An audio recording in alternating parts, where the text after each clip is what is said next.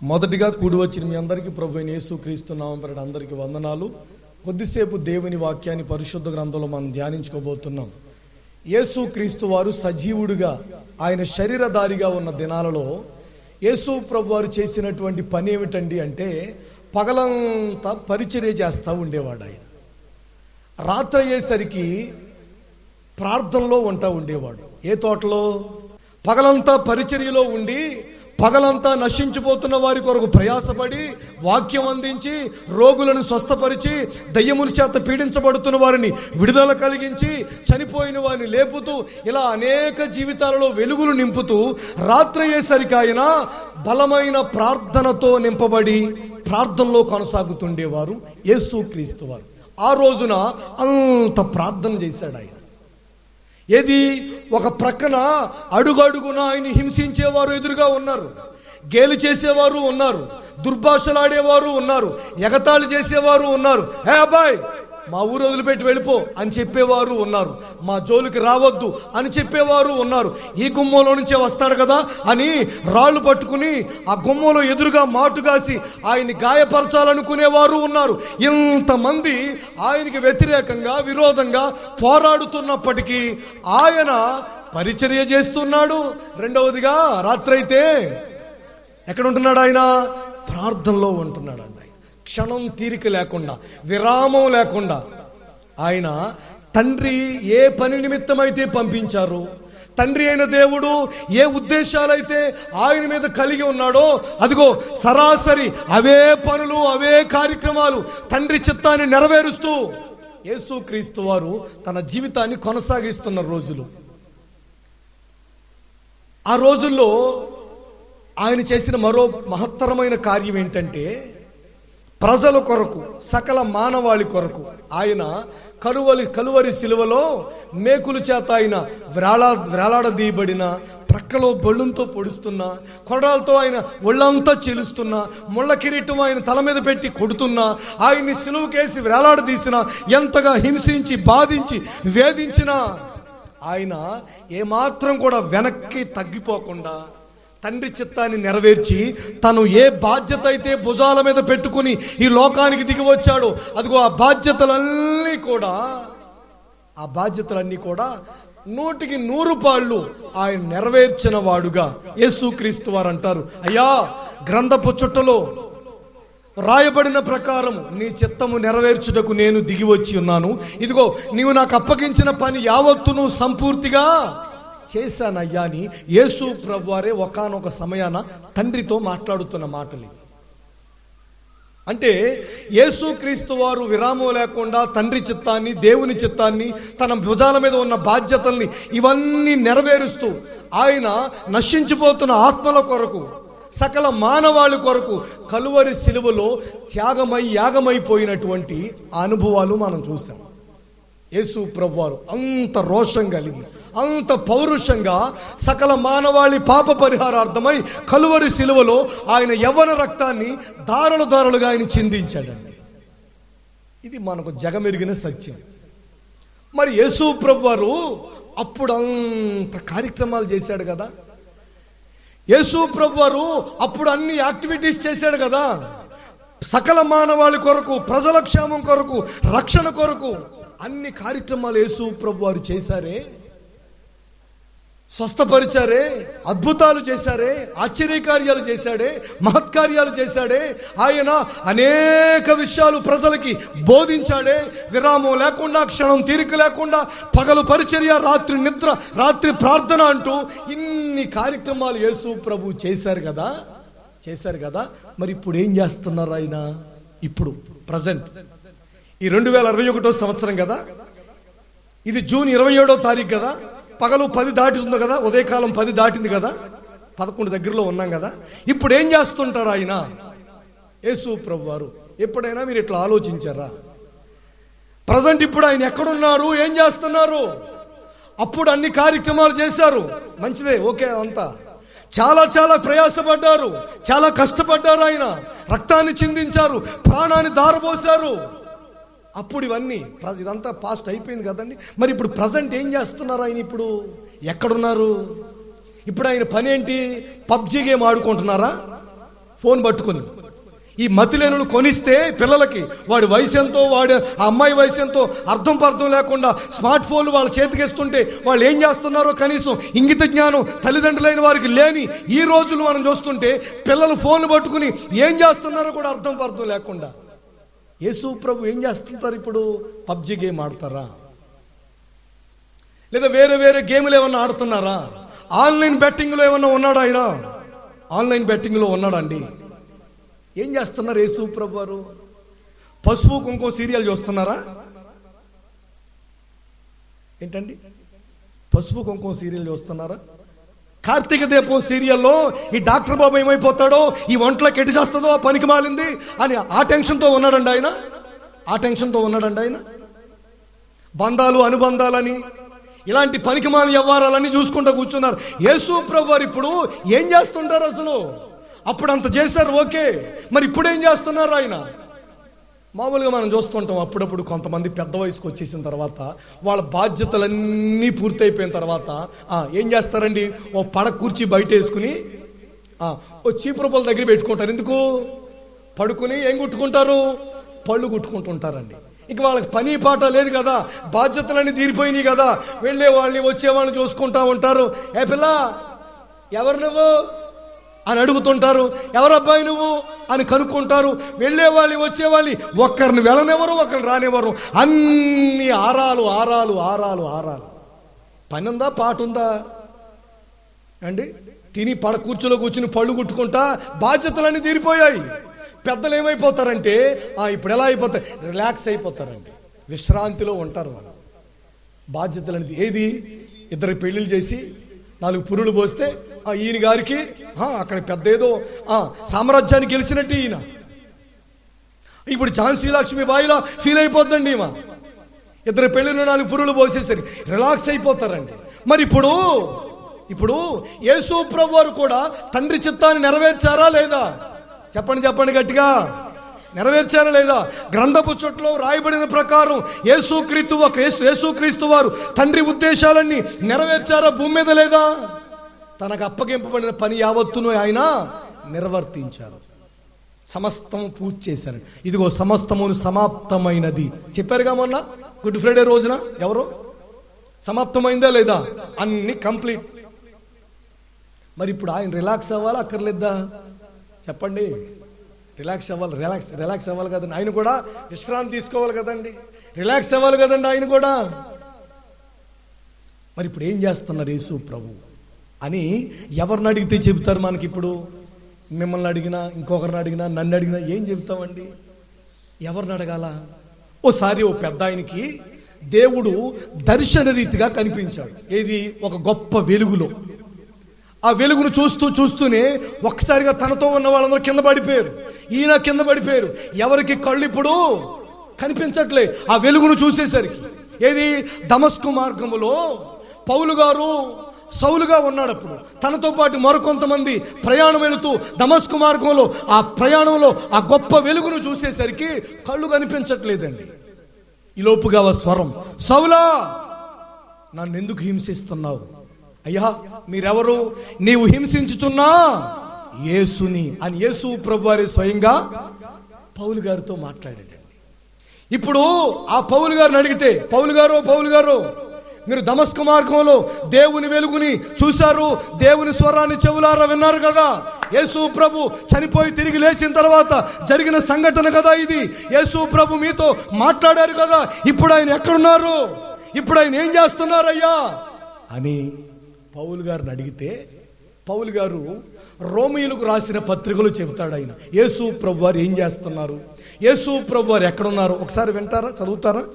రోమీయులకు రాసిన పత్రిక అండి,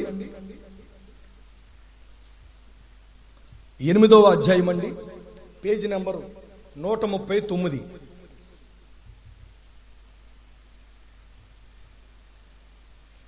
పేజీ నెంబర్ 139 లో 8:34 వాక్యంలో 2వ లైన్ చదువుతారా? మృతులలో నుండి లేచిన వాడును దేవుని కుడిపార్శ్వమున ఉన్నవాడును. చూడండి, యేసు ప్రభు అప్పటికి మృతుల్లో నుంచి లేచాడా లేవలేదా? లేచున్నాడు. అప్పటికే పౌలు గారు రోమా సంఘానికి పత్రిక రాస్తూ చెబుతాడు, అదిగో మృతులలో నుండి లేచిన వాడును ఎక్కడ కూర్చున్నాడు ఇప్పుడు ఆయన? దేవుని కుడిపార్శ్వమున ఉన్నవాడును మన కొరకు విజ్ఞాపనమును కూడా చేయుచున్నాడు. దేవునికి స్తోత్రం చెప్పండి, గట్టిగా చెప్పండి హల్లెలూయా. యేసుక్రీస్తు వారు ఏం చేస్తున్నారయ్యా? యేసు ప్రభు వారు ఎక్కడున్నారు అని ఈ రోజున ఎవరిని అడిగినా, బైబిల్ ఆర్డర్ తెలిసిన వాళ్ళని, మేము క్రైస్తవ పండితులం, బైబిల్ని అవపోసాన పోసుకున్నాం, బాగా చదువుకున్నాం అని ఎవరిని అడిగినా అలాంటి వాళ్ళని వాళ్ళు చెప్పే మాట అంటే తెలుసా? యేసు ప్రభు వారు ఖాళీగా కూర్చోలేదు. యేసు ప్రభు వారు అనవసరమైన కార్యక్రమాల్లోకి తలదూర్చలేదు. యేసు ప్రభు ఆ కొంపకి ఈ కొంపకి వెళ్ళి అనవసరమైన తగాదాలు పెట్టుకోలేదు. యేసు ప్రభు వారు గేములు అనుకుంటూ సమయం పాడు చేసుకోలేదు. యేసు ప్రభు వారు సరదాలు పడట్లేదు. మరి ఏం చేస్తున్నావయ్యా అంటే ఆయన అంటాడు, ఇదిగో మీ అందరి కొరకు తండ్రి కుడిపార్శ్వమున నేను మీ కొరకు విజ్ఞాపనము చేయుచున్నాను. విజ్ఞాపన చేస్తున్నాడంటండి యేసు ప్రభు. రిలాక్స్ అవ్వలేదా? విశ్రాంతి తీసుకోవట్లేదా ఆయన? బాధ్యతలన్నీ తీరిపోయాయి కదా. తండ్రి తన భుజాన పెట్టినటువంటి బాధ్యతలన్నీ నెరవేర్చేశాడు కదా. మరి ఇప్పుడు ఆయన రిలాక్స్ అయిపోవాలి కదా. ఓ పడ కుర్చీ వేసుకుని రిలాక్స్ అయిపోవాలి కదండి. రిలాక్స్ అయిపోవాలి కదా. ఆయన ప్రార్థన, ఇంకా ప్రార్థన ఎందుకండి ఆయనకి? ఇంకా ప్రార్థన చేస్తున్నాడంట. ఎక్కడ కూర్చుని, ఎక్కడుండి? తండ్రి కుడిపార్శ్వాన ఉండి కూడా ఏం చేస్తున్నాడు? ప్రార్థన ఆపలేదా? ఆపలేదు. ఇంకా ప్రార్థన చేస్తున్నాడా? అవును, ఇంకా ప్రార్థన చేస్తున్నాడు ఆయన. చూడండి, యేసు ప్రభు వారు ఇప్పుడు ఏం చేస్తున్నారు? యేసు ప్రభు వారు వచ్చారు, కన్యమరి గర్భాన్ని జన్మించారు. ఆ తర్వాత 33 సంవత్సరాలు బ్రతికారు. చివరి 3.5 సంవత్సరాలు సేవ చేశాడు. ఆ తర్వాత ఆయన సిలువ వేయబడ్డాడు, చనిపోయాడు, మృతుడయ్యాడు, తర్వాత సజీవుడయ్యాడు, ఆరోహణమైపోయాడు. అంతవరకే అనుకుంటున్నారు. కానీ యేసు ప్రభు స్టిల్ ఇప్పటికీ కూడా ఆయన ఏం చేస్తున్నాడండి? విజ్ఞాపన చేస్తున్నాడు. మీ కొరకు, నా కొరకు, మనందరి కొరకు ఆయన ఇంకా ప్రార్థన చేస్తున్నాడు. ఇంకా ప్రార్థన చేస్తున్నాడు. పోనీ ఇంకా ఏమైనా కంప్లీట్గా ఆయన ఏమైనా వర్క్ చేయలేదా? ఆయన వర్క్ ఏమైనా ఇన్కంప్లీట్గా ఆగిపోయిందా? అంటే తండ్రి తన చిత్తాన్ని, తండ్రి ఏమైతే ఉద్దేశించాడో, గ్రంథపు చుట్టలో ఏ విషయాలైతే రాయబడ్డాయో అవన్నీ నెరవేర్చి సమాప్తమైనదని ఆత్మను తండ్రి చేతికి అప్పగించుకున్నాడు కదా. మరి ఇన్కంప్లీట్ ఏమి లేదు కదా. మరి ఇంకా ప్రార్థన ఎందుకండి ఆయనకి? సుత మొదలు అంటారు చూడండి, మోటుగా పెద్దలు. ఎప్పటికీ ప్రార్థన లేదు, ఎప్పటికీ పాట పాడడం లేదు, ఎప్పటికీ వాక్యం చదవడం లేదు, ఎప్పటికీ బైబిల్ చదువుకోవడం లేదు, ఎప్పటికీ దేవుని సందులో ఎలా ఉండాలో తెలీదు, దేవుని మందిరానికి ఎలా రావాలో తెలీదు, ఎలా ఇవ్వాలో తెలీదు. ఎప్పటికీ అజ్ఞానపు అంధకారంలోనే సాగిపోతున్న వాళ్ళు ఎప్పటికీ ఉన్నారంటే ఉన్నారు. వాళ్ళ వయసు అయిపోతుంది, ఇంకా ఇప్పటికీ ఇంకా తెలుసుకోవట్లేదు. యేసు ప్రభు అన్నీ చేసేసి ప్రార్థనలో ఉన్నాడండి. ఆయన తండ్రి కుడిపార్శ్వన ఉండి ప్రార్థనలో ఉన్నాడు.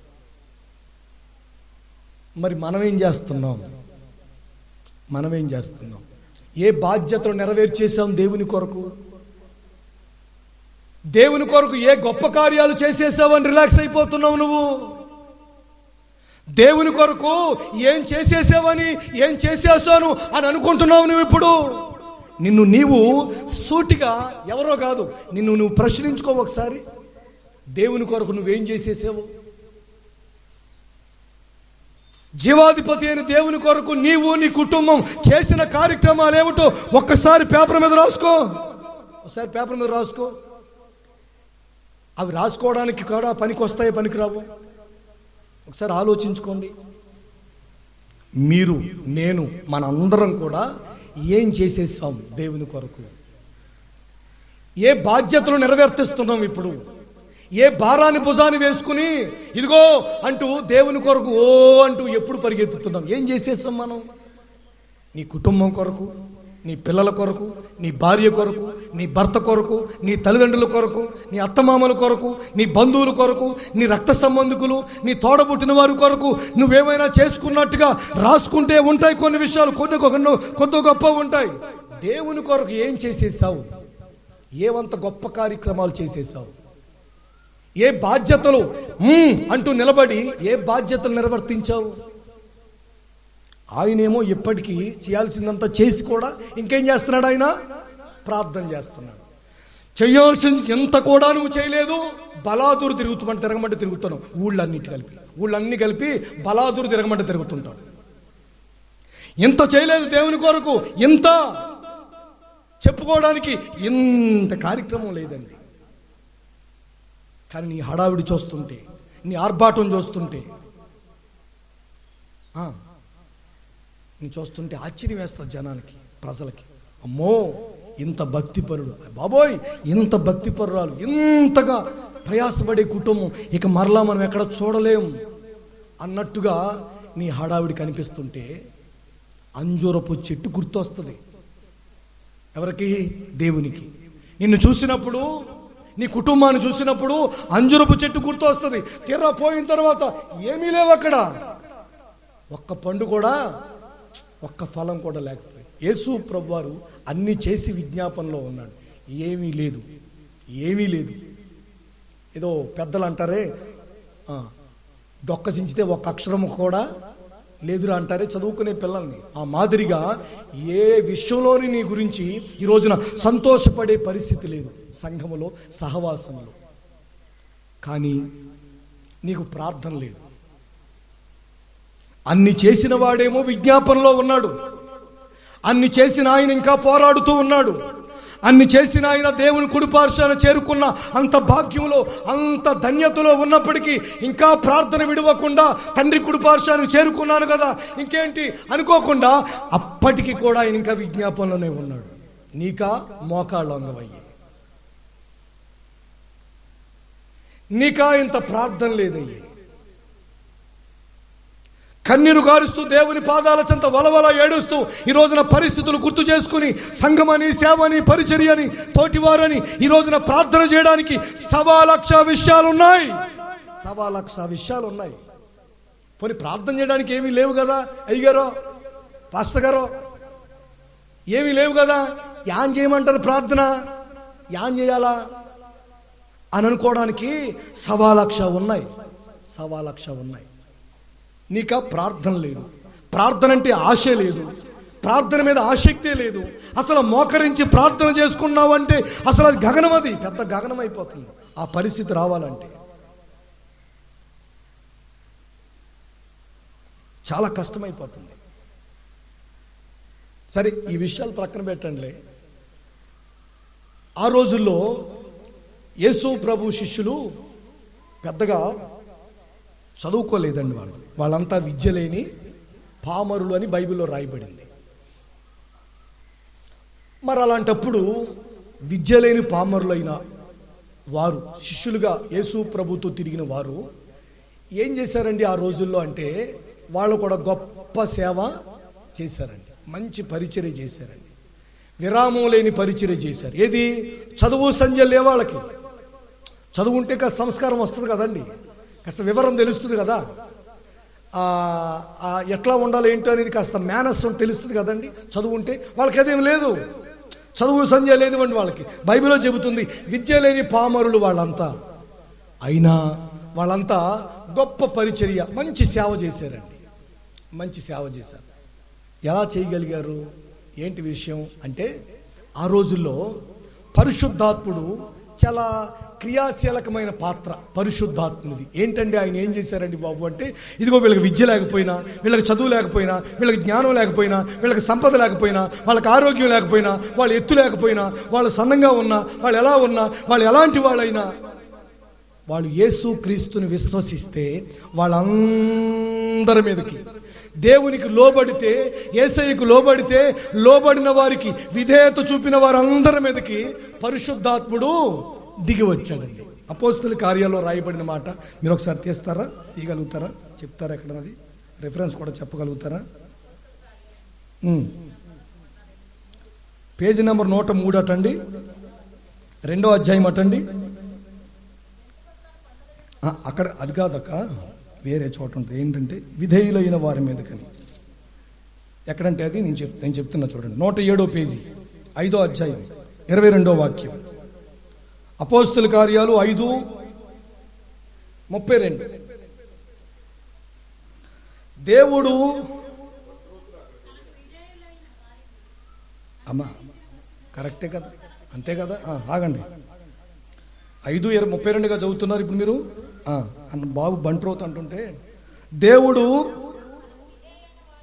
తనకు విధేయులైన వారికి అనుగ్రహించిన, చూడండి, తలపైగా తాలకించు, ఊరికే జస్ట్ ఆ మాట మీరు చదువుకుంటారని. ఎవరైతే యేసుక్రీస్తు వారికి విధేయత చూపించారో, ఎవరైతే దేవుడు అంటే విధేయులయ్యారో, వాళ్ళ చదువు ఉన్నా లేకపోయినా, జ్ఞానం ఉన్నా లేకపోయినా, సంపద ఉన్నా లేకపోయినా, వాళ్ళు ఏ వర్గస్తులైనా, ఏ కులస్తులైనా, యేసయ్యకు ఎవరైతే విధేయులయ్యారో వాళ్ళందరి మీదకి ఏం దిగి వచ్చింది? పరిశుద్ధాత్మ దిగి వచ్చింది. ఆ రోజుల్లో పరిశుద్ధాత్ముడు పని, ఆయన కూడా తీరిక లేకుండా, ఆయన కూడా బిజీగా, ఆయన కూడా విరామం లేకుండా అనేకులను దర్శిస్తూ అనేకుల మీద దిగివచ్చి వారి వ్యక్తిగత జీవితాల్ని పరిపూర్ణతలోనికి, సంపూర్ణతలోనికి నడిపించినటువంటి రోజులవి. ఇంకా మనం చదువుకుంటే మొదటి సహోదరి చదివినట్లుగా ఆ రోజున మేడగదిలో వీళ్ళంతా ఏం చేస్తున్నారు? చెప్పండి గట్టిగా. వీళ్ళంతా మేడగదిలో ప్రార్థన చేస్తుంటే ఏం దిగి వచ్చింది? ఏం దిగి వచ్చిందండి? పరిశుద్ధాత్ముడు. మేడెక్కి ప్రార్థన చేసుకుంటే పరిశుద్ధాత్ముడు దిగి వచ్చాడట. అవునా కదా? చెప్పండి, అవునా కదా?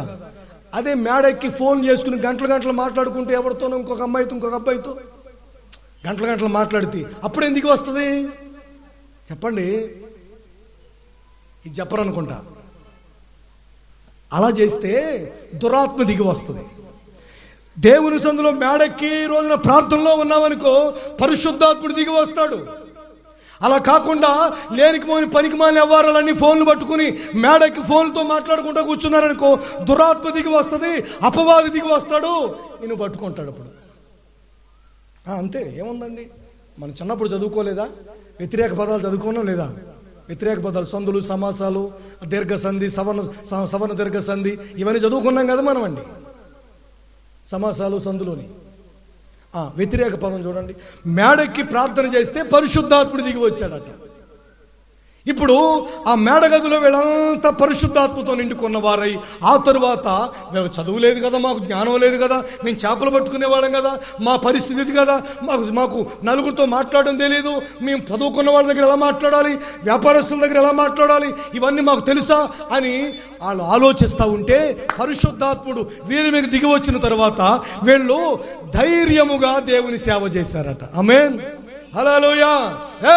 మీరు మాట్లాడొద్దు, యేసు ప్రభు గురించి చెప్పొద్దు, యేసు ప్రభు గురించి బోధించొద్దు అని రాజులు, అధికారులు, నాయకులు హుకుం జారీ చేసిన, బెదిరించిన, భయపెట్టిన, గాయపరిచిన, బంధించిన తర్వాత కూడా ఏం చేశారు? వీళ్ళు ధైర్యంగా సేవ చేశారట. బైబిల్లో రాయబడింది అక్కడే ఎక్కడో. 30వ వాక్యం చదువుతారా? 4:30. రోగులు స్వస్థపరచుటకును నీ పరిశుద్ధ సేవకుడిని యేసు నామము ద్వారా సూచకుని మహత్కార్యములు చేయుటకును నీ చేయి చాపి ఉండగా నీ దాసులు బహుధైర్యముగా నీ వాక్యము బోధించినట్లు. చూడండి. తర్వాత ఇంకా రాయబడింది, వారు ప్రార్థించగానే వారి కూడిన చోటు కంపించినప్పుడు వారందరూ పరిశుద్ధాత్మతో నిండిన వారై దేవుని వాక్యమును, దేవుని సేవను ధైర్యముగా చేశారట. దేవునికి స్తోత్రం చెప్పండి, గట్టిగా చెప్పండి, హల్లెలూయా. నా ప్రియ సోదరి సహోదరులారా, అంటే పరిశుద్ధాత్ముడు కూడా ఆ రోజుల్లో ఆయన్ని కూడా బిజీ షెడ్యూల్ అండి. ఎవరిది? పరిశుద్ధాత్మునిది కూడా బిజీ షెడ్యూల్. ఆ రోజుల్లో తీరిక లేదు, ఆయన కూడా విరామం లేకుండా పరిచర్య చేస్తున్నాడు. ఆయన కూడా వీళ్ళు అభిషేకిస్తాడు, దిగి వస్తాడు, బలపరుస్తాడు, ధైర్యపరుస్తాడు, ఎక్కడైనంత ఎత్తైన స్థలంలోనికి ఎక్కిస్తాడు, బలమైన కార్యాలు చేయిస్తాడు, సూచక్రియలు చేయిస్తాడు, మహత్కార్యాలు చేయిస్తాడు, ధైర్యంగా వాక్యాన్ని ప్రకటింపజేస్తాడు. ఎవరు? పరిశుద్ధాత్మ దేవుడు. ఆయన తీరిక లేడండి, ఆయన ఖాళీగా లేడు. ఇంత బిజీ షెడ్యూల్లో ఉండి ఏంటండి, ఎవరు చెప్పండి, నోరు తెరిచి ఎవరండి? పరిశుద్ధాత్మ దేవుడు ఇంత బిజీ షెడ్యూల్లో ఉండి వాళ్ళందరితో ఉంటూ, వాళ్ళని అభిషేకిస్తూ, వాళ్ళ బలపరుస్తూ, ధైర్యపరుస్తూ, పరిచర్యను చేస్తుంటే వారు వెనకాలే ఆ సూచక్రియలు జరిగిస్తూ ఇంత బిజీ షెడ్యూల్లో ఉండి పరిశుద్ధాత్మ దేవుడు ఇంకేం చేస్తున్నాడో చూస్తారా? రోమీయులకు రాసిన పత్రిక 8వ అధ్యాయం.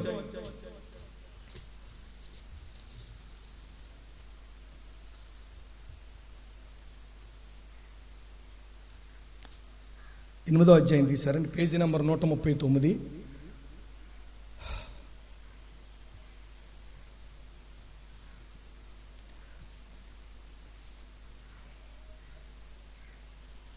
ఇరవై 26వ వాక్యం చదవండి. అటువలే ఆత్మయు మన బలహీనతను చూచి సహాయము చేయుచున్నాడు.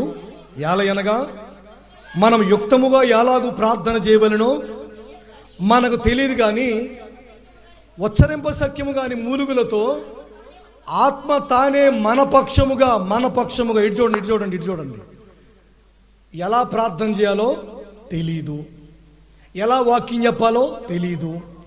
ఇప్పుడు పరిశుద్ధాత్ముడు ఏం చేస్తున్నాడు? ఎంత బిజీ షెడ్యూల్లో ఉండి కూడా ఆయన ఏం చేస్తున్నాడట అంటే, ఇదిగో అందరి పక్షముగా ఆయన తానే విజ్ఞాపన చేస్తున్నాడటండి. ఎవరి పక్షంగా? బైబిల్లో రాయబడింది, మన పక్షముగా విజ్ఞాపన చేస్తున్నాడు. మొదట ఏం చూసాం? యేసు ప్రభువారు ఏం చేస్తున్నారు? తండ్రి కుడి పార్శ్వాన విజ్ఞాపన చేస్తున్నాడు. ఇప్పుడు ఈ పరిశుద్ధాత్ముని దగ్గరికి వస్తే ఈయనేమైనా పోని తీరిగ్గా రిలాక్స్గా ఉన్నాడా? ఈయనేమైనా ఖాళీగా కూర్చున్నాడా? యేసు ప్రభు వచ్చి ఆయన సిలువలో మరణించి తిరిగి లేచి వెళ్ళిపోయాడు కదా. ఇప్పుడు అప్పుడప్పుడు ఇలా ప్రార్థన చేసినప్పుడు వాళ్ళకి వాళ్ళ మీదకి దిగి వస్తే సరిపోద్ది, వాళ్ళు అభిషేకిస్తే సరిపోద్ది, తర్వాత టైంలో రిలాక్స్ అయిపోవచ్చు అన్నట్టుగా పరిశుద్ధాత్మ దేవుడు తీరిగ్గా ఏమైనా ఉన్నాడండి బాబు అంటే, ఈయన తీరిగ్గా లేడు. కాస్త సమయం దొరికితే ఆయన ఏం చేస్తాడండి బాబు అంటే, ఇదిగో మనందరి పక్షముగా ఆయన విజ్ఞాపన చేస్తాడటండి. అంటే ఎవరు తీరిగ్గా లేరా? లేరు. ఎవరికి సమయం లేదా? సమయం లేదు ఎవరికి. ఆయన కుడిపార్శ్వానికి వెళ్ళిపోయినా ప్రార్థన చేస్తాడు. ఇంకా ఈయన అందరినీ అభిషేకిస్తాడు, అందరి మీద దిగి వస్తాడు. అయినా కాస్త సమయం దొరికితే అందరి కొరకు మరలా అందరి పక్షముగా విజ్ఞాపన చేసేస్తుంటాడు. ప్రార్థన ఆపలేదండి, ప్రార్థన చేసేస్తున్నాడు అందరి పక్షంగా. పోనీ ఆయన కోసం ఏమైనా చేసుకుంటున్నాడా? యేసు ప్రభువారు ఏమైనా పోనీ తన కోసం తాను ప్రార్థన చేసుకుంటున్నాడా? లేదు. అందరి కొరకు విజ్ఞాపన, మన పక్షంగా విజ్ఞాపన చేస్తున్నాడట.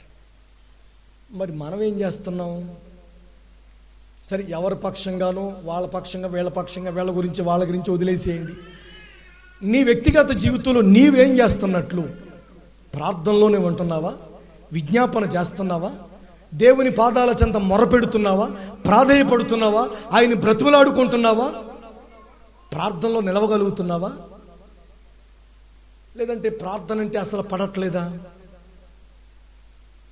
యేసయ్య ప్రార్థన చేస్తున్నారు, పరిశుద్ధాత్మ దేవుడు ప్రార్థన చేస్తున్నారు.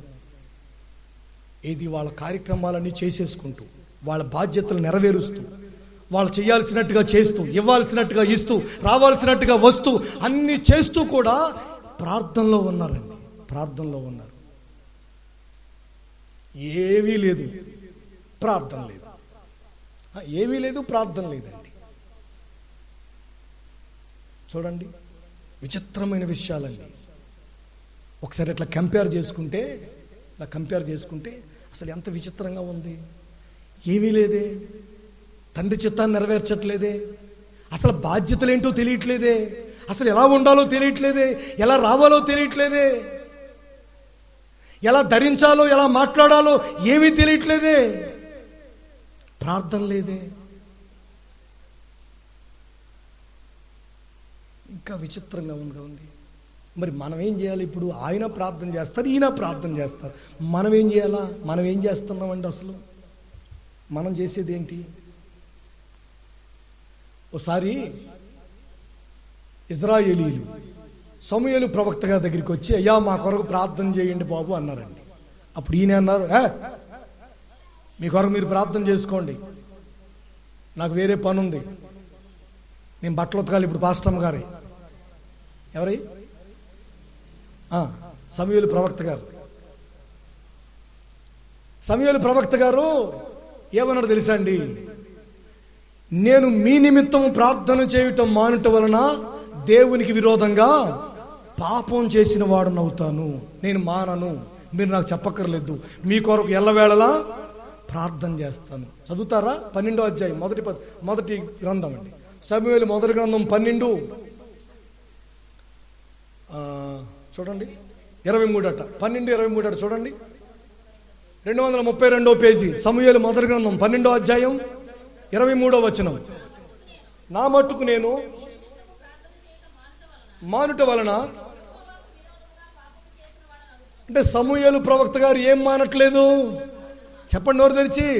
ప్రార్థన చేయుట మానడండి. ప్రయాణం మానేస్తాడు, ఇంకా వేరే ఇతర కార్యక్రమాలన్నీ మానేస్తాడు. కానీ ఏం మానుకోడు ఆయన? ప్రార్థన చేయడం మాత్రం మానడండి. తినడమైనా మానేస్తాడు, తలకు రంగు వేసుకోవడమైనా మానేస్తాడు, బట్టలు ఇస్త్రీ చేసుకోవడమైనా మానేస్తాడు, టిఫిన్ అయినా మానేస్తాడు, ఇంకా ఇతర కార్యక్రమాలు ఏమైనా మానుకుంటాడు. కానీ గోల్డ్ రంగు, గోళ్ళు కత్తిరించుకోవడం ఇవన్నీ మానుకుంటాడు. కానీ ఏం మానుకోడు? ప్రార్థన చేయుట మానుకోడటండి. అతని స్టేట్మెంట్ అండి ఇది. వాళ్ళు వచ్చి అడిగితే ఆయన స్టేట్మెంట్ అండి.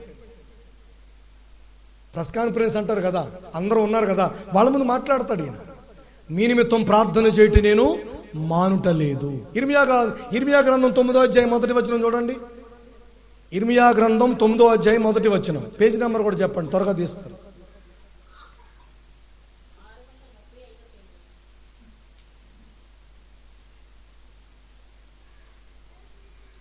9 మొదటి వచనం అండి.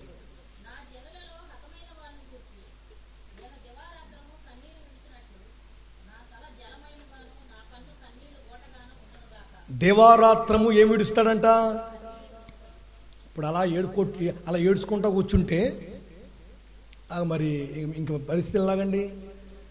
భార్య వచ్చిందనుకో, ఈయన ఏడ్చుకుంటా ప్రార్థన చేసుకుంటున్నాడు అనుకో, భార్య వచ్చిందనుకో ఎట్లా ఉంటుందండి? భర్త వచ్చాడనుకో, ఈమె ఏడ్చుకుంటా ప్రార్థన చేసుకుంటుంది. భర్త వచ్చాడనుకో, యాంటిది ఏడిపోవటం మొహం ఇలా ఏడుతుంది యాంటే అనుకుంటాడు కదండి. అట్లా అనుకునే వాళ్ళు ఉంటారండి. ఎందుకుంటారు? ఆమెమో కన్నీళ్లు గార్చుకుంటూ ప్రార్థన చేసుకుంటుంది, ఈయనకేమో తెలియదు ఏమి. అతనేమో కన్నీరు గారుస్తూ ప్రార్థన చేస్తూ ఉంటాడు. ఈ వ్యవహారానికి ఏం అర్థం కాదు, అయోమయం. ఇలా ఉంటారండి కుటుంబంలో.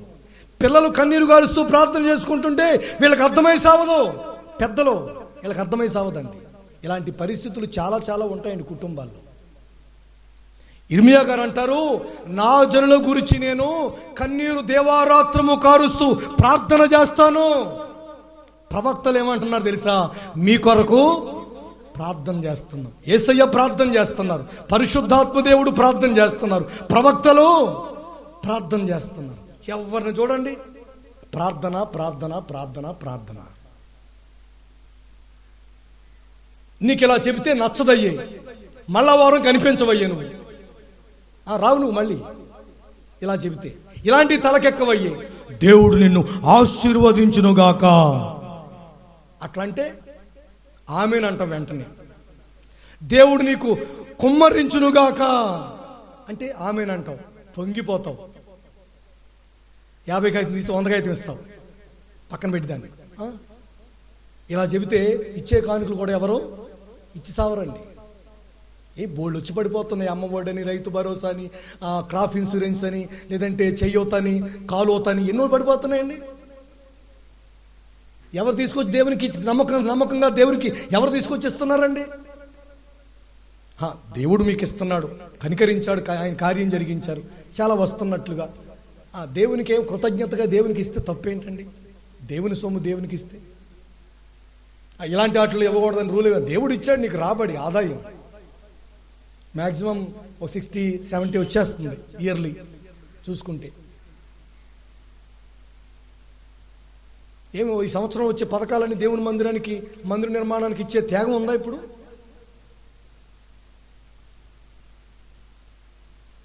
హల్లెలూయా, హల్లెలూయా. యేసయ్య, పరిశుద్ధాత్మ దేవుడు, ప్రవక్తలు. ఇంకో పౌలు గారు కూడా మాట అంటారు చూడండి, కొరింథీయులకు రాసిన పత్రిక 1వ అధ్యాయం అండి. కొరింథీయులకు రాసిన పత్రిక 1వ అధ్యాయంలోని 9వ వాక్యం చదువుతారా? అంటే మీరు ఏ పత్రికైనా చదువుకోండి, 14 పత్రికలు ఉన్నాయి. 14 పత్రికల్లో కూడా పౌలు గారు ఇదే మాట అంటారు, నేను మీ కొరకు ప్రార్థన చేయుచున్నాను అంటాడు ఆయన. మొదటిగా శాంపిల్గా ఒక పత్రిక మీకు చెప్పాను, 9వ వచనం, 1వ అధ్యాయం 9వ వచనం. 182 పేజీ.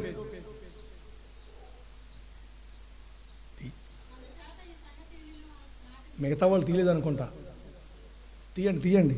1వ అధ్యాయం 9వ వచనం. అందుచేత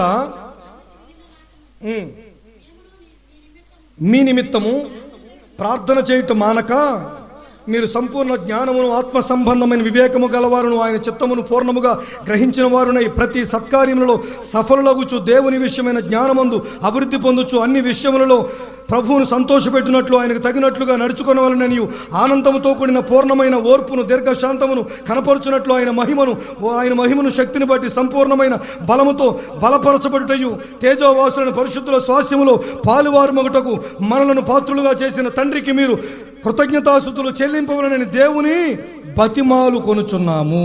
దేవునికి స్తోత్రం. ఇంకేమన్నా కొన్ని వదిలేసానేమో. ఇన్ని విషయాల కొరకు ఏం చేస్తున్నారంటే పౌలు గారు ప్రార్థన చేస్తున్నాడంట. మరి పత్రికలు రాయాలి కదా సంఘానికి పత్రికలు రాయాలక్కర్లేదా? చెప్పండి. సంఘానికి పత్రికలు రాయాలక్కర్లేదా? సేవకుడిగా వాళ్ళకి ఫోన్ చేయాలక్కర్లేదా? వాళ్ళకి ప్రార్థన చేయాలక్కర్లేదా? అయ్యా ప్రార్థన చేయండి అంటే వాళ్ళకి ప్రార్థన చేయాలి కదా, ఉపవాసం ఉండాలి కదా, ఇటు కుటుంబాన్ని చూసుకోవాలి కదా. ఇన్ని కార్యక్రమాలు పెట్టుకుని ఇప్పుడు ఈయన అంటాడు మానట్లేదు. ఏంటది? ప్రార్థన మానట్లేదటండి. 14 సంఘాలకు పత్రికా రూపంగా దేవుని వాక్యాన్ని అందిస్తూ ఆయా ప్రాంతాలు సంచరిస్తూ పోనేమైనా బండి కాదు కదండి, ఓడల మీద ప్రయాణం, కాలినడకన ప్రయాణం, ఇంత చేస్తూ ఇంకా ఏమంటాడంటే ప్రార్థన మానకుండా మీ కొరకు చేస్తున్నామంటాడు. చూడండి, వీళ్ళందరి గురించి ఎందుకు మనం తెలుసుకోమంటున్నామంటే వాళ్ళ బాధ్యతలు వారు నెరవేరుస్తూ, వాళ్ళ పనులు వాళ్ళు చూస్తూ, దేవుని కొరకు ప్రయాసపడుతూ, దేవుని కొరకు శ్రమిస్తూ, ఈ రోజున అహర్నిశలు నిద్రాహారాలు మాని, ఈ రోజున కంటికి నిద్ర లేకుండా, కడుపుకు తిండి లేకుండా, ఒంటికి సుఖమనేది ఎరగకుండా, సరైన బట్ట లేకుండా, సరైన సౌకర్యాలు లేకుండా దేవుని కొరకు ప్రయాసపడుతూ నలిగిపోతూ కూడా వాళ్ళు ఏమంటారు అంటే మేము ఇంకా ప్రార్థన చేస్తున్నాము, మీ కొరకు మానక ప్రార్థిస్తున్నాము, మా కన్నీళ్లు జలమయముగా, మా తల జలమయముగా, మా కన్నీళ్లు నీటి ఓటగా తయారు చేసుకున్నాము. తండ్రి కుడిపార్శ్వన ఉండి కూడా మీ కొరకు ప్రార్థన చేస్తున్నానంటారు ఆయన. పరిశుద్ధాత్ముడు కూడా మీరు ఎలా ప్రార్థన చేయాలో మీకు తెలియనప్పుడు ఇదిగో ఉచ్చరింప సఖ్యము కానీ మూలికలతో మీ పక్షంగా మేం ప్రార్థన చేస్తున్నానంటాడు ఆయన. ఇంతమంది ప్రార్థన చేస్తుంటే నువ్వేం చేస్తున్నావు? నువ్వేమవుతున్నావు? డవ్ సోప్ వాడాలా, లేదంటే ఇంకేం సోప్ వాడితే బాగుంటాను? ఏం బాగుంటావు నువ్వు?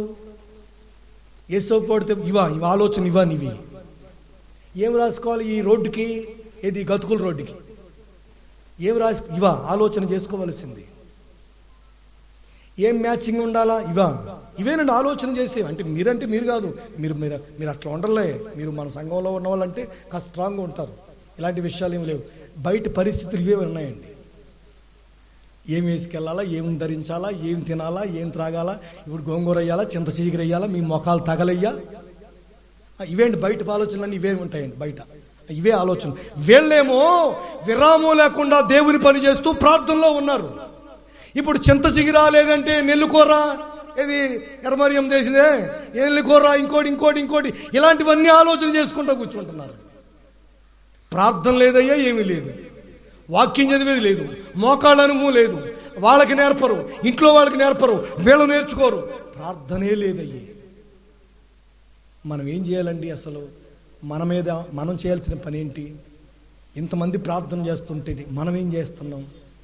నా ప్రియమైన సోదరి సహోదరులారా, పెద్దలారా, ఈ మాటలు మన వ్యక్తిగత జీవితానికి కాస్తంతైనా రోషం పుట్టించాలి అని. ఆమేన్, హల్లెలూయా. కాస్తంతైనా పౌరుషం రావాలని, ఇకనైనా దేవుని సన్నిధిలో నట్టింట్లో ఓ నూతనంగా ప్రార్థన అనే బలిపీఠాన్ని కట్టి ప్రతిరోజు మానక ఉదయం, మధ్యాహ్నం, సాయంకాలం సమయం దొరికినప్పుడల్లా ఆ బలిపీఠం మీద మోకరించి దేవుని సన్నిధిలో విజ్ఞాపన ప్రారంభించాలి అని. నీవు, నీ భర్త, నీ భార్య, నీ కుటుంబం, నీ పెద్దలు దేవుని సన్నిధిలో మానక విజ్ఞాపన చెయ్యాలి అనేది పరిశుద్ధాత్ముని ఆలోచన. అందుకని ఈ మాటలు మనందరికీ, నాతో సహా ప్రార్థనలో మనం పోరాడగలగాలని, ప్రార్థనలో నిలవగలగాలి అని ఆయన ప్రార్థన చేస్తుండే, ఈయన ప్రార్థన చేస్తుండే, ప్రవక్తలు ప్రార్థన చేస్తుండే, అపోస్తలులు ప్రార్థన చేస్తుండే. ఎటొచ్చి ప్రార్థన లేనిది నీవేనా? మనం ఏం చేయాలో పరిశుద్ధ గ్రంథంలో మాట రాయబడిందండి. చివరిగా ఆ మాట కూడా చదివించి నేను ముగిస్తాను. ఒకసారి చూడండి, అపోస్తుడైన పౌలు గారు తిమోతి గారికి రాసిన మొదటి పత్రిక, అది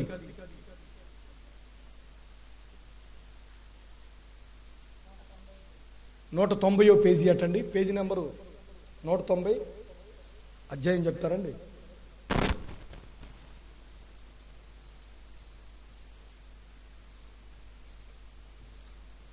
మనుషులందరి కొరకు 2వ అధ్యాయం మొదటి నుంచి చదువుతారా? మొదటి అధ్యాయం 2వ అధ్యాయం, మొదటి పత్రిక 2వ అధ్యాయం అండి. చూడండి, మనం సంపూర్ణ భక్తియు మాన్యతయు కలిగి నెమ్మదిగా సుఖంగా బ్రతకాలంటే, హల్లెలూయా చెప్పండి హల్లెలూయా. మేము మా కుటుంబాలు నెమ్మదిగా ఉండాలి, మేము సుఖశాంతులతో వర్ధిల్లాలి, కృపాక్షేమాలతో మా కుటుంబాలు నడిపించబడాలి అని కోరుకునే వారందరూ ఒకసారి 2 చేతులెత్తి దేవునికి స్తోత్రం చెప్పండి. హల్లెలూయా. దేవుడు ఆ దిశగా మిమ్మల్ని ఆశీర్వదించి నెమ్మది, సమాధానము, సమృద్ధి, క్షేమము మీకు దయచేయునుగాక. ఆమేన్. అలా బ్రతకాలి అంటే సులువైన తెలివైన ఒక పని ఉందండి. ఏంటండి ఆ పని అంటే, మనం నెమ్మదిగాను సుఖముగాను బ్రతకాలంటే ఏం చేయాలండి? ఎల్ఐసీలు కట్టుకోవాలా, అంతేనండి. ఏం చేయాలా?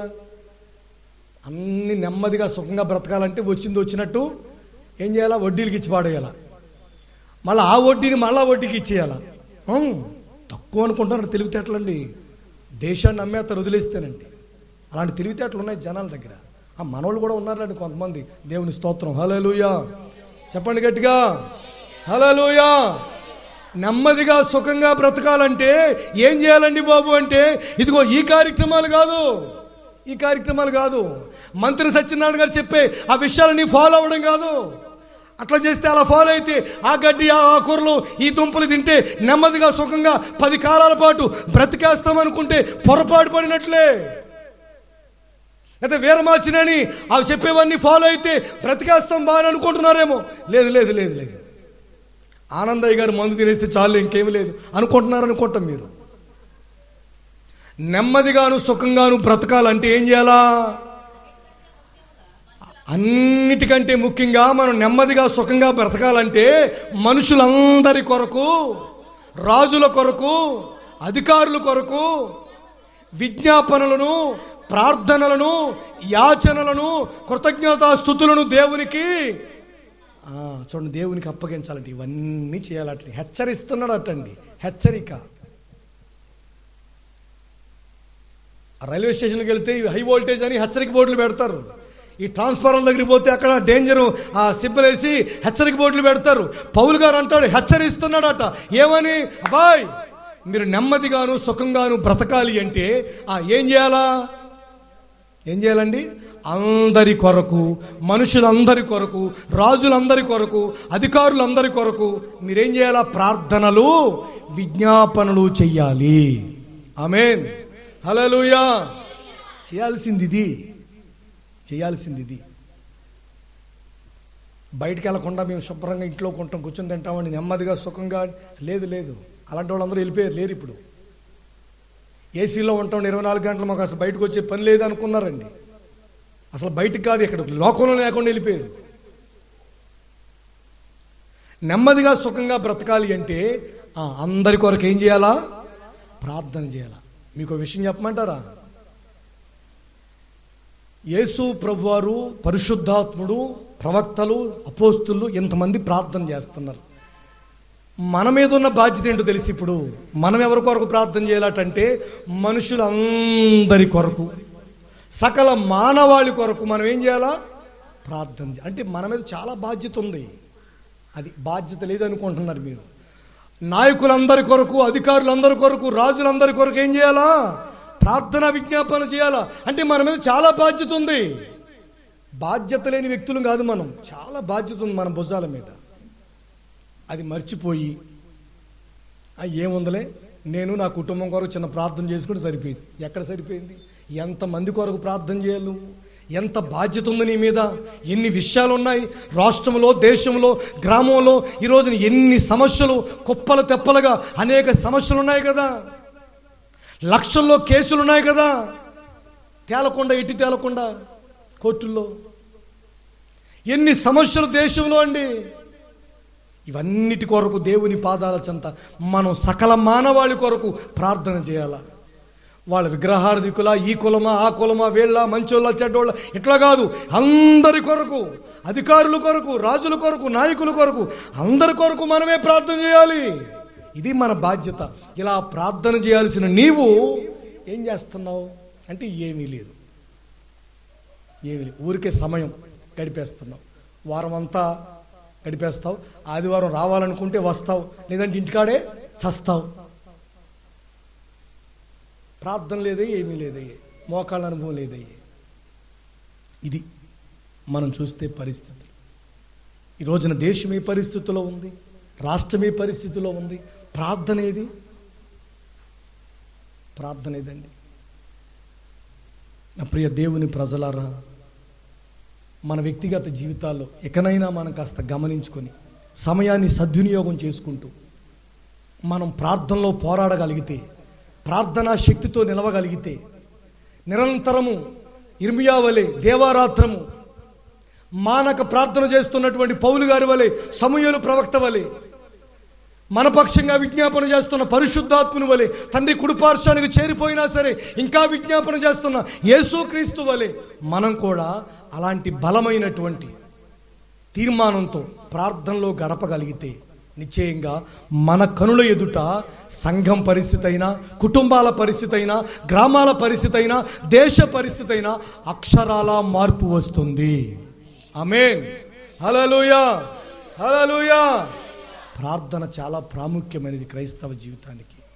అలాంటి ప్రార్థన అభిషేకం నా దేవుడు మీ మీదకి అనుగ్రహించునుగాక. ఆమేన్. మేము ప్రార్థన చేయలేమండి పాస్టర్ గారు, మా వల్ల కాదు అలాంటి ప్రార్థన. ఇవన్నీ చెప్తే బాగున్నాయి కానీ, వినడానికి బాగున్నాయి కానీ, ప్రార్థన మాకు చేత కాదండి, మాకు అసలు తెలియదండి అన్నారనుకోండి. మీకు తెలియకపోతే ప్రార్థన లేనివారు ప్రార్థనాపరుడైన యేసుక్రీస్తు వారి దగ్గరికి ఎలా వెళ్దాం అనుకుంటున్నారు? ఎట్లా వెళ్తారండి? ప్రార్థన లేని ఒక వ్యక్తి ప్రార్థన చేసుకుంటూ నిరంతరము ప్రార్థనలో పోరాడే ఒక వ్యక్తి సరసన ఎలా కూర్చోగలుగుతాడు? ఆ రాజ్యానికి ఎలా చేరుకుంటారు? అక్కడికి ఎలా వెళ్ళిపోతారండి? ఆయన తండ్రి కుడిపార్శ్వన ఉన్నాడు, ఇక్కడ ప్రార్థన చేశాడు, అక్కడ ప్రార్థన చేస్తున్నాడు. నీకు ఇక్కడ ప్రార్థన లేదు, మరి అక్కడికి ఎలా వెళ్తావు? లోకా సువార్తలో ఓ మాట రాయబడింది. అది ఎక్కడండి అంటే, లోకా సువార్త తీయండి,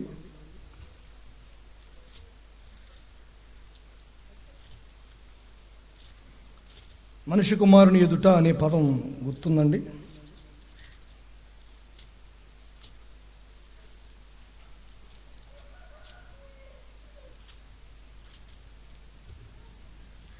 ఇరవై 21వ అధ్యాయం అండి, 36వ వచనం.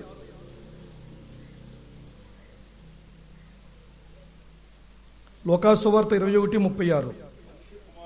మనుష్య కుమారుని ఎదుట నిలువబడుటకు శక్తి గలవారగునట్లు ఎల్లప్పుడూ ప్రార్థన చేయండి. బైబిల్లో రాయబడిన మాట. మనుష్య కుమారుని ఎదుట నిలవాలి అంటే ఏముండాలా? మంచి మంచి ప్రసంగాలు చేస్తే నేను యేసు ప్రభు దగ్గరికి వెళ్ళిపోతాను అనుకుంటున్నారా? ఆ ఛాన్స్ లేదండి. మంచి మంచి పాటలు రాసేస్తే, పాటలు పాడేస్తే యేసు ప్రభు దగ్గరికి వెళ్ళిపోతామా? లేదండి. మరి ఏం చేస్తే యేసు ప్రభు దగ్గరికి వెళ్తామంటే ఎల్లప్పుడూ ప్రార్థన చేయాలటండి. మనుష్య కుమారుని ఎదుట నిలవబడుటకు శక్తి అనేది నీకు రావాలి అంటే, ఆ సామర్థ్యం నువ్వు పొందుకోవాలి అంటే నీకేం కలిగి ఉండాలి? ఏం కలిగి ఉండాలి? ప్రార్థన అనుభవం కలిగి ఉండాలి. ప్రార్థనా పరులే యేసయ్య ఎదుట నిలవగలుగుతారు. కనుక ఈ మాటలు ఆలకించిన ప్రియ సోదరి సహోదరులారా, పెద్దలారా, చిన్నలారా, మీ వ్యక్తిగత జీవితాలు, మన వ్యక్తిగత జీవితాలు యేసుక్రీస్తు వారి ఎదుట నిలవబడేదానికి శక్తివంతంగా తయారు కావాలి అంటే నిరంతరము ఎల్లప్పుడూ విసుగక, మనం ఎడతెగక ప్రార్థనలో కొనసాగిపోవాలి. ఆమేన్. అట్టి కృప నా దేవుడు మీకు దయచేయునుగాక. ఆమేన్. లేచి నిలవండి, ప్రార్థన చేసుకుందాం. నా ప్రియ సోదరి సహోదరులారా, పరిశుద్ధ గ్రంథం చాలా వివరంగా చెబుతుంది. మన బాధ్యత ఏమిటి, మనం చేయాల్సింది ఏమిటి అంటే మనుషులందరి కొరకు, రాజుల కొరకు, అధికారుల కొరకు ఎడతెగక నిరంతరము ప్రార్థన చేయగలగాలి. నామకార్థపు అనుభవాల్లో నుంచి నువ్వు బయటికి రావాలి. సుఖభోగాల మధ్యలో నుంచి నువ్వు బయటికి రావాలి. ప్రార్థన లేని అనుభవాల్లో నుంచి నువ్వు బయటికి రావాలి. ఓ బలమైన శక్తివంతమైనటువంటి ప్రార్థన అభిషేకంతో నీవు దేవుని సన్నిధిలో మనుషుల కొరకు, రాజుల కొరకు, అధికారుల కొరకు, నాయకుల కొరకు, సకల మానవాళి కొరకు నిరంతరము విజ్ఞాపన చేసే అభిషేకంతో నింపబడాలి. తండ్రి కుడిపార్శ్వానికి చేరిన యేసు ప్రభు ప్రార్థన మానలేదు. మేడగదిలోని దిగి వచ్చి అందరినీ ధైర్యపరిచిన తరువాత కూడా పరిశుద్ధాత్మ దేవుడు విజ్ఞాపన మానలేదు. ప్రవక్త అయిపోయిన తర్వాత, అపోస్తుడు అయిపోయిన తర్వాత ప్రార్థన మానేశారా? లేదు, ఇంకా ప్రార్థన చేస్తూనే ఉన్నారు. మరి నీవు నేను ఎందుకు ప్రార్థన మానేసుకోవాలా? నీవు నేను ప్రార్థనకు ఎందుకు దూరంగా ఉండాలి? ఓ బలమైన శక్తివంతమైన విజ్ఞాపన ధ్వని నీ నట్టింట్లో వినబడాలి. కన్నీరు కారుస్తూ తల జలమయంగా చేసుకున్నాను అంటారు ఇర్మియా ప్రవక్త గారు. ఏది ఆ కన్నీటి ప్రార్థన? నీ కుటుంబంలో ఉందా? నీ వ్యక్తిగత జీవితంలో ఉందా? సమస్యలేమీ లేకుండా కన్నీళ్ళు ఎందుకు వస్తాయి అంటారా? మరి దేశంలో ఉన్నది సమస్యలు కాదంటారా? రాష్ట్రంలో ఉన్నవి సమస్యలు కాదంటారా? గ్రామంలో ఉన్నవి సమస్యలు కాదంటారా? ప్రజల అవస్థలన్నీ సమస్యలు కాదంటారా? లెక్కలేని సమస్యలు ఉన్నాయి. కుప్పలు తెప్పలుగా సమస్యలు రాష్ట్రంలో, దేశంలో. మనుషులందరి పరిస్థితులు అగమ్యగోచరంగా ఉన్నాయి. ఇవన్నీ సమస్యలు కాదా? మనం ప్రార్థన చేయడానికి చాలా విషయాలు ఉన్నాయి. రాష్ట్రంలో, దేశంలో చాలా విషయాలు ఉన్నాయి. వీటన్నిటి కొరకు ప్రార్థన చేయాలి. దేవుని సందులో పోరాడాలి, విజ్ఞాపన చేయాలి, బ్రతిమలాడుకోవాలి, యాచించాలి, దేవుణ్ణి యాచించాలి.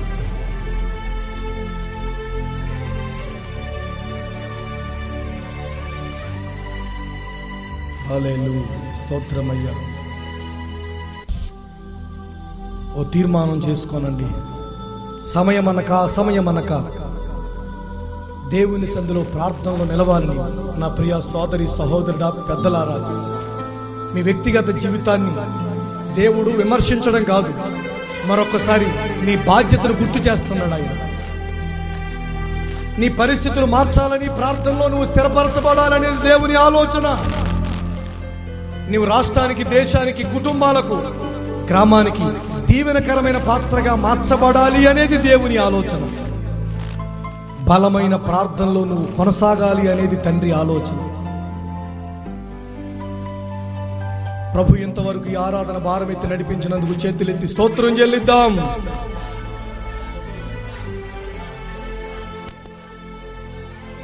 విన్న వాక్యం ప్రతి వారి గుండెల్లో ప్రభు నీరు కట్టి ఫలింప చేయనట్లు స్తోత్రం చెల్లిద్దాం.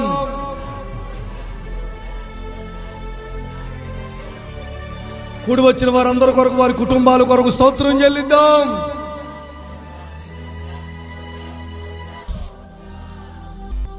ఓ బలమైన ప్రార్థన అభిషేకంతో ప్రతి వారు నింపబడి బలపరచబడినట్లు స్తోత్రం చెల్లిద్దాం.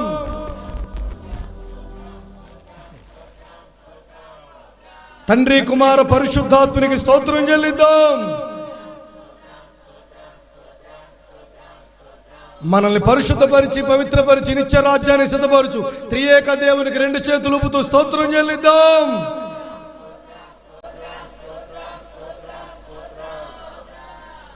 ఓ చిన్న ప్రార్థన క్లుప్తంగా బాబు చేస్తారు. అందరూ ప్రార్థనలు ఏకీభవించండి.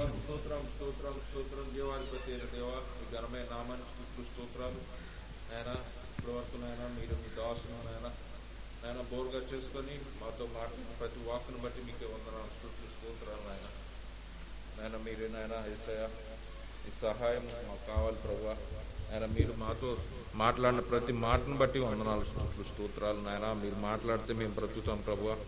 నాయన మీరు మాట్లాడితే నాయన మేము నాయన మా జీవితం కొనసాగుతుంది ప్రభు. యేసయ్య నాయన యేసయ్య మీరు మాట్లాడితే మాకు ఆరోగ్యం ప్రభు, నెమ్మది, సమాధానం. నాయన యేసయ్య మీరు మాతో మాట్లాడిన ప్రతి వాక్కును బట్టి మీకు వందనాలు, స్తుతులు, స్తోత్రాలు. నాయన మా జీవితాల్లో కూడా నాయన మేము వ్యక్తిగతంగా నాయన ప్రార్థనా పరులమై నాయన అనేకమైనటువంటి నాయన ప్రార్థనలు, అనేక కూటాల్లో నాయన మా జీవితం నాయన కొనసాగుతుండగా ప్రభువా, నాయన వ్యక్తిగతంగా ప్రభువా అనేక మంది కోసం నాయన ప్రార్థన చేసేటువంటి అనుభవాన్ని మాకు దయచేయండి. మీరు ఇచ్చినటువంటి వాక్కును బట్టి వందనాలు. అటు అనుభవాన్ని ప్రతి ఒక్కరి జీవితాల్లో, ప్రతి ఒక్కరి కుటుంబాల్లో నాయన కలిగి ఉండడానికి నాయన మీరు మాతో మాట్లాడారు ప్రభువా. అందుని బట్టి స్తుతులు, స్తోత్రాలు. ప్రతి ఒక్కరిని జ్ఞాపకం చేసుకుని వారి బలహీనతలు తీసివేసి నెమ్మది, సమాధానం నాయన కలిగి ఉండడానికి మీరే నాయన సహాయం దయచేయండి. సేవకులు ప్రయాణమే వెళ్తుండగా నాయన చింతలపూడి ఆరాధనలో కూడా మీరే బలంగా వాడబడినట్లు మీరే కార్యం జరిగించండి. పరిచర్యకు సేవకు కావాల్సిన ప్రతి ఒక్క అవసరతను మీ నామలో తీర్చబడినట్లు మీరే సహాయం దయచేయండి. యేసు నామమున అడుగుతున్నాం తండ్రి, ఆమేన్. మన తండ్రి అయిన దేవుని ప్రేమ, కుమారుడిని యేసు క్రీస్తు వారి కృప, పరిశుద్ధాత్ముని సన్నిధి, సహవాసం ఇప్పుడు ఎల్లప్పుడూ సకల పరిశుద్ధులకు, ఈ ఆరాధనలో పాలు పొందిన వారందరికీ, వారి కుటుంబాలకు ఇక నుండైనా దేవుని సందులో బలమైన ప్రార్థన అభిషేకంతో నింపబడి ప్రార్థనలో కొనసాగాలి అని తీర్మానంతో ఆశగలి ప్రార్థన చేసుకున్న వారికి ఆయన కృపా సమాధానములు, ప్రార్థన అభిషేకం సదాకాలం తోడేని నడిపించి బలపరుచును గాక. ఆమేన్. హల్లెలూయా, హల్లెలూయా, హల్లెలూయా. ఒక్కసారి అందరికి పేరు పేరున వందనాలండి.